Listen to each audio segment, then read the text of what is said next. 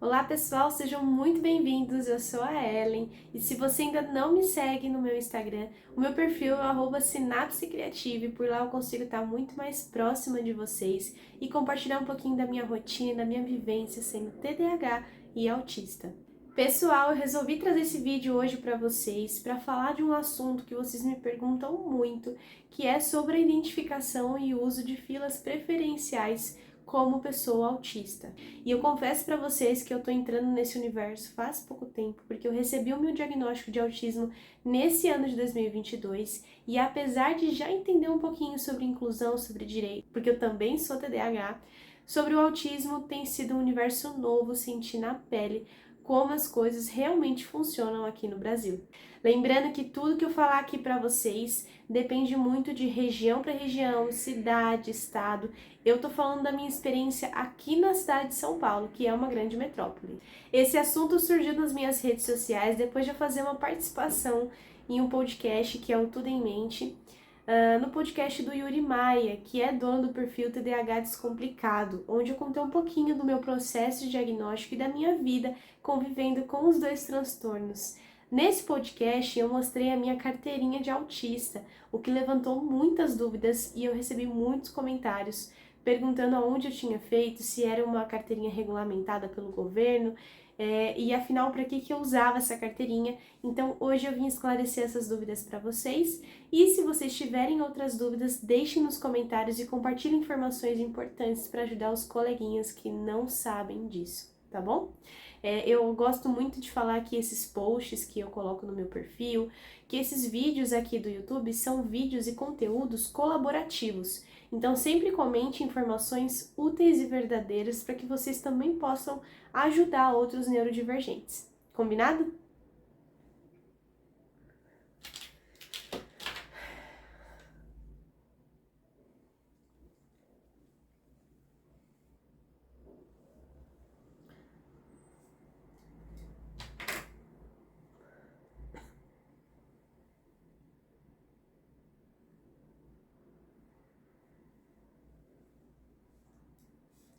E aí, pessoal, como eu obtive o diagnóstico nesse ano, eu estava preocupada mais com a questão do laudo e das adaptações socioeducativas que eu precisava por conta da minha residência. Então a carteirinha, no início não significou muita coisa e eu não achei que fosse interessante fazer logo de cara.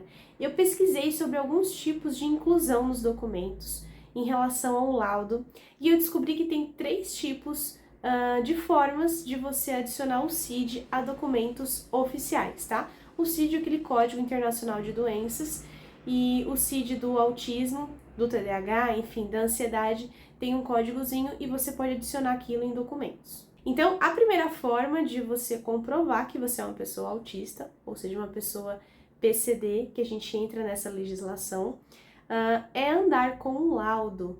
Eu particularmente não gosto muito dessa opção, porque dificilmente, se a gente precisar provar algo, a pessoa vai ter paciência e saco para ler o nosso laudo. Fora, gente, que eu tenho muita preocupação, porque isso é um documento, então andar com o original nunca é uma boa ideia. Então, pra mim, andar com o laudo era fora de cogitação. A primeira forma que eu achei, assim, mais inteligente, inclusive, aprendi isso com outras colegas que são autistas e que têm o diagnóstico há mais tempo, é andar com um cordão de identificação. Então, antes de eu concluir o meu processo de diagnóstico, eu já tinha uma faixa dessa, que é de girassol, que representa condições invisíveis e ela serve tanto para autismo quanto para TDAH, quanto para qualquer outro transtorno. E aí, nessa capinha aqui eu colocava meu bilhete único, e aí às vezes quando eu precisava usar preferencial, eu explicava para a pessoa e via se era possível, porque eu ainda não tinha o laudo. Então eu usava esse colar aqui, particularmente é um dos meus preferidos, porque eu acredito muito na simbologia do girassol, e eu acho que é bem confortável usar esse símbolo.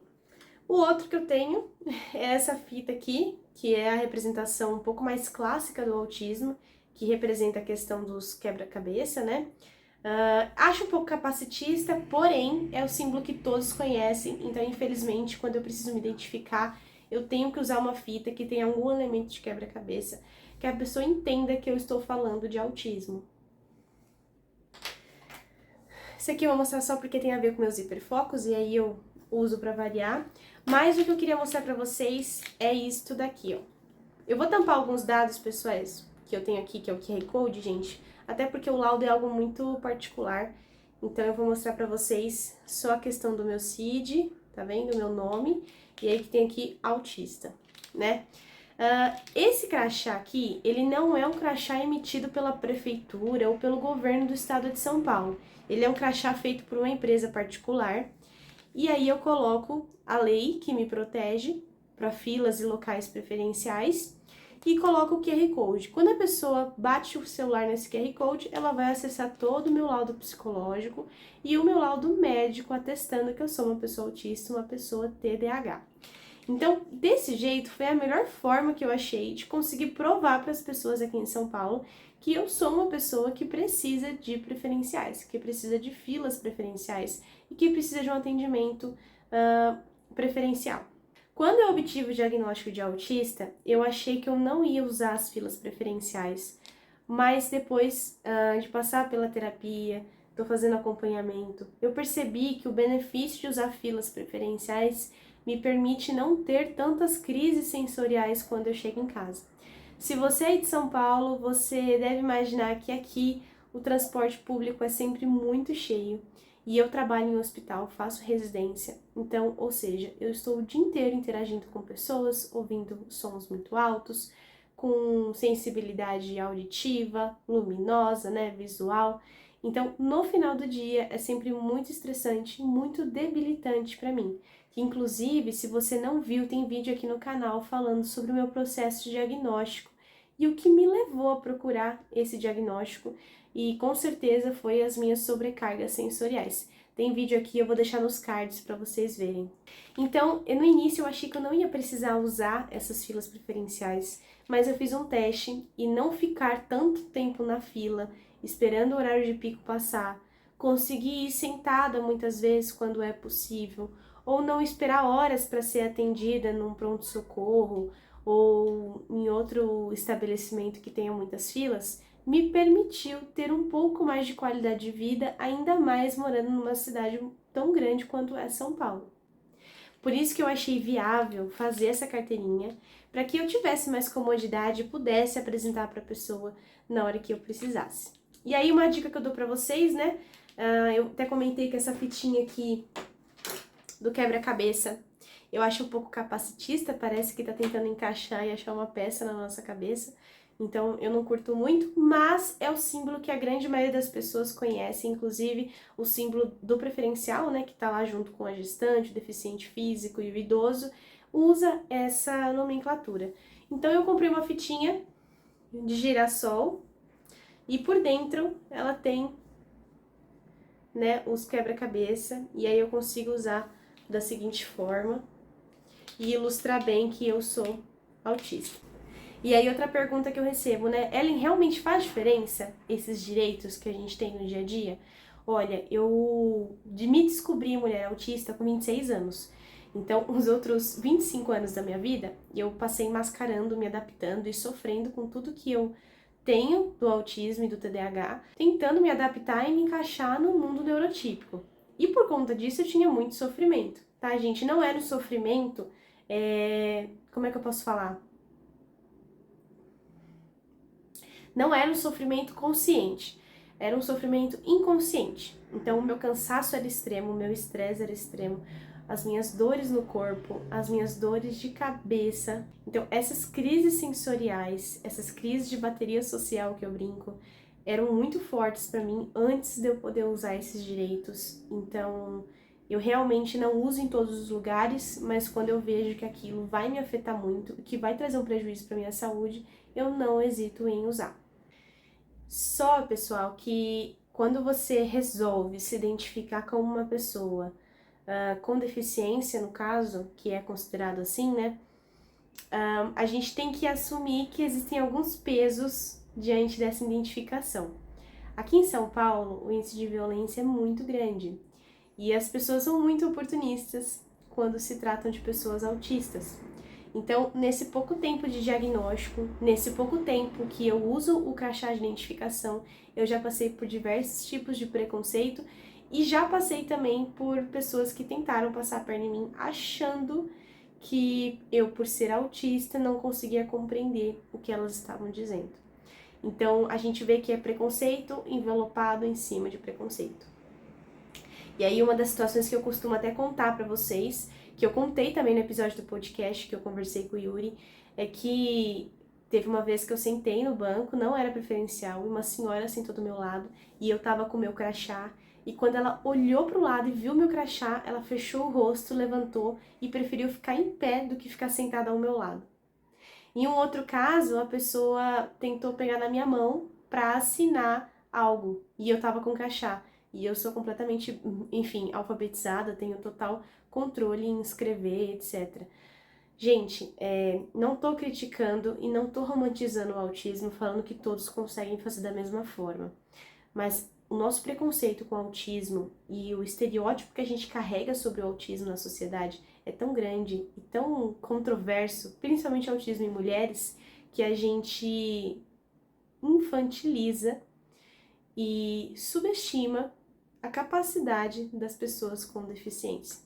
E isso eu falo com propriedade. Só ofereça ajuda se a pessoa te pedir.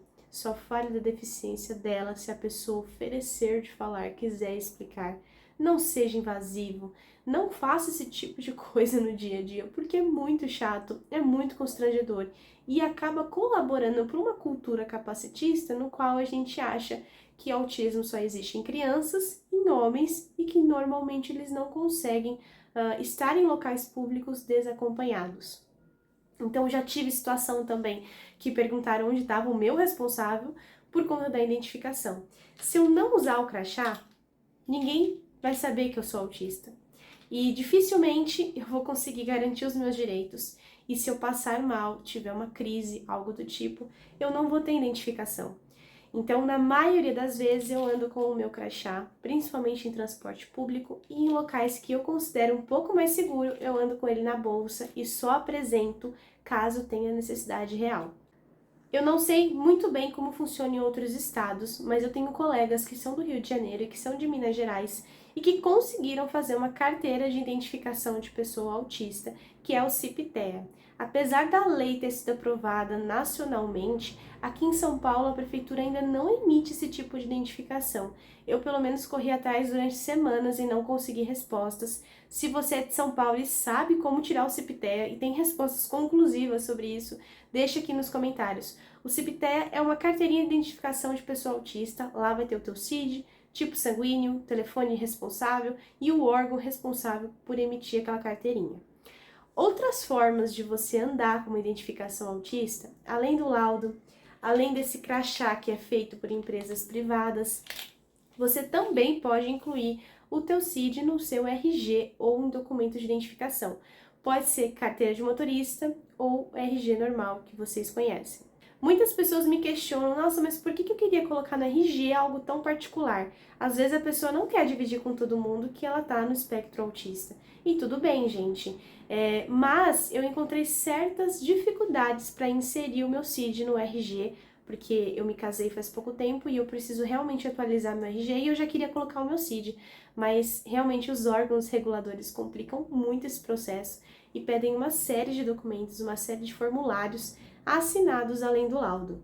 Então aí fica a reflexão e fica o pensamento para vocês pesarem o que compensa mais, fazer a carteirinha, o CIP-TEA, o RG, mas eu acho, assim, do fundo do meu coração, que a partir da hora que você sabe que você é autista, que você é TDAH, que você tem algum transtorno, ande com uma cópia do seu laudo na mochila, com alguma identificação, porque realmente a gente não sabe o que acontece, a gente não sabe quando que vai precisar disso. E para não falar que só acontece coisas ruins, esses dias atrás eu fui comendo uma lanchonete depois do trabalho e um moço me atendeu e ele parecia ser autista, mas eu não falei nada, eu só me identifiquei com ele e eu tava com o meu cordão e ele fez questão de me atender e falar pra mim que ele era autista e que era o primeiro emprego dele e que ele tava passando pelo treinamento e que ele ficou super feliz de atender outro autista. Então, no dia a dia, tem coisas que valem muito a pena você se identificar. Você ajuda outras pessoas, você garante a inclusão e você garante também a conscientização. Sim, gente, depois do meu diagnóstico, Todo mundo que vem falar pra mim, nossa, mas como assim você é autista? Peraí, o que é autismo? E de repente eu me vejo descarregando um banco de dados na pessoa. Sim, gente, se com o TDAH eu já tinha vestido a camisa, com o autismo foi mais ainda, porque o peso de ambos é muito diferente na sociedade que a gente vive. Não que o TDAH seja menos grave, que seja menos incapacitante, que doa menos no adulto TDAH, mas o autismo vem carregado de um preconceito que eu só vivi, que eu só senti na pele quando eu fui diagnosticada e precisei me apresentar como. E outras perguntas que eu recebi, se eu não tenho vergonha de me identificar como autista. Gente, de forma alguma, sou eu. E quem deveria ter vergonha são as pessoas que fazem preconceito com a gente, que são desinformadas. Olha, eu nem vou continuar esse assunto para não passar raiva. Então é isso, pessoal. Eu só vim trazer um vídeo bem curto, mais explicativo mesmo. Então, se vocês quiserem saber mais de onde eu fiz, de onde são as minhas fitinhas, deixem aí nos comentários que eu vou fazer uma postagem lá no meu perfil do Instagram, que é o @sinapse criativa. E para finalizar esse vídeo, eu acredito que hoje em dia seja uma forma realmente de identificação e de segurança você conseguir provar por meio de documento, crachá, etc., que você é uma pessoa que está no espectro, que você é TDAH, que você é autista. Eu acho que é uma questão de proteção e de segurança. Então, sempre que você puder, ande com todos os documentos para, caso precise, numa emergência, as pessoas saberem o que fazer ou com quem falar para te ajudar. E aproveitando o finalzinho desse vídeo, eu queria convidar vocês para a Semana da Organização Divergente, que é um evento cheio de aulas que vai acontecer do dia 10 ao dia 16 de outubro, onde eu vou te ajudar, vou te ensinar a montar uma rotina produtiva, equilibrada e ainda lidar de maneira mais leve com o seu diagnóstico. Eu espero muito que vocês tenham gostado. Um grande beijo e a gente se vê no próximo vídeo.